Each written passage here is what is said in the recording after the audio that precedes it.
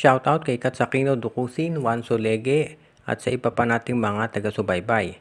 At ngayon, itong TNT Tropang Giga ay kinakausap na ang Barangay Ginebra at Rain or Shine Elasto Painters dahil sa patuloy na kagustuhan nila na kumuha ng isang sentro para mapunuan yung pagkawala nitong si Brandon Roser na mayroong iniindang injury. At ang kausap nila ngayon ay ang Rain or Shine Elasto Painters at Ginebra. Ang proposal ng management ng TNT ay ganito. Makukuha ng TNT Tropang Giga itong si Kit Datu mula dito sa Rain or Shine Elasto Painters. Samantala naman, itong Barangay Ginebra ay makukuha ang rights para dito kay Mikey Williams. At ito namang Rain or Shine Elasto Painters may makukuha mga players mula dito sa Barangay Ginebra. Ang nakikita natin na pwede nila makuha dyan ay yung bagong saltang Ginebra player na si Ben Adamos na 6'7 plus itong si Ralph Koo na 6'4. So, yan ngayon daw ang proposal ng TNT. Ang sa Barangay Ginebra, kinakailangan pag-isipan nila mabuti kung papayag ba sila mawala itong si Adamos at itong si Ralph Koo na magiging kapalit lamang ay yung rights para dito kay Mikey Williams. Alam natin na loaded na ang Barangay Ginebra pagdating sa mga guards. Pero kung sakaling makuha nila itong si Mikey Williams, pwede na nilang i-trade itong si Maverick Ahan-Misi para sa isang big man. For example, pwede nilang i-trade si Ahan-Misi dito sa Northport kapalit ni Kid Flores para mapunuan yung pagkawalan ni Ben Adamos at ni Ralph Koo. Pwede rin ang kunin nila ay si William Navarro o di kaya naman itong si Kay Marcarino mula sa Terra Firma Jeep. So yan ang advantage kung makuha nila si Mikey Williams. At sa TNT naman kung makuha si Kit Datu, mariresolve yung problema nila sa gitna at alam natin na ito'y mahusay na player.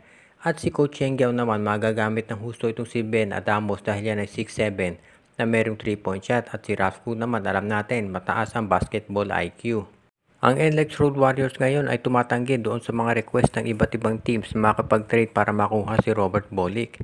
Alam natin na ang taas ng value ni Bolick ngayon at yan ang dahilan kung ba't maraming mga teams kabilang na itong Converge Fiber Excerts ang interesadong makuha ang nasabing player. Ang balita nga itong si Robert Bolick ay gusto raw kunin ng Converge kapalit nitong si Shawnee Winston at Jeyo Ambohot. Ibibigay pareho ng Converge para sa nasabing point guard. Pero mukhang tumanggi ang NLEX Road Warriors at determinado si Coach Jong Wichiko na gamitin itong si Bolick para dito sa kanyang lineup.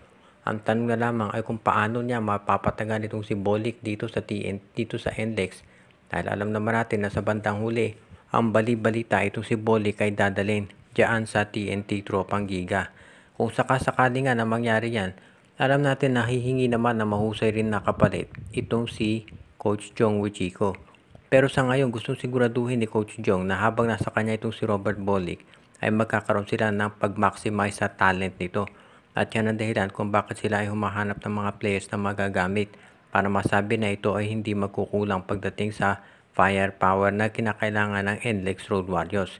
Ngayon itong NLEX nakikita rin natin na gustong siguraduhin na meron silang mga additional na scorer na magagamit para makatulong dito kay Robert Bolick sa pagpapalakas ng kanyang lineup. Ngayon gustong siguraduhin ni Bolick na syempre pag umpisa nitong Governor's Cup ay meron na siyang mga players na makatutulong pagdating sa scoring para hindi na siya mag-isa nagdadala sa opensa ng Road Warriors. Maraming kinuha mga bagong players itong NLEX, partikular na si Jonel Policarpio at Brandon Ramirez na sa tingin ng karamihan ay magiging malaking asset talaga para dito kay Coach Jong Wichiko. Nandiyan na ang pressure dito sa NLEX dahil nagkampiyon na itong Meralco Bolts at alam natin perennial champion ng TNT. Kaya sila na lang ang MVP team na hindi nagkakampiyon at kinakailangan na nilang umpisahan to.